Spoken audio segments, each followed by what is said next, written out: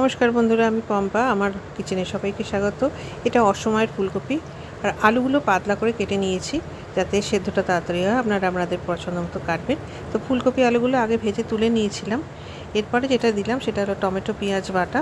ওটা গরম তেলে দিয়ে ভালোভাবে কষলাম।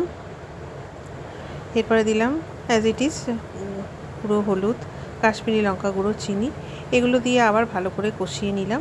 এরপর যেটা দিলাম সেটা হলো শুকনো নারকেলের পাউডার।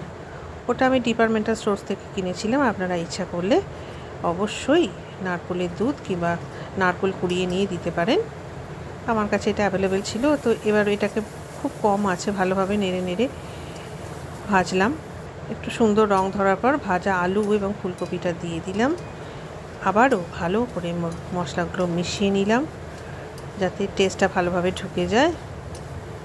এরপর যেটা দিলাম সেটা হলো ঈষৎ উষ্ণ গরম জল, যেটা আপনারা এতদিনে সবাই জেনে গেছেন। এর ফলে খুব ভালো টেস্ট হয়।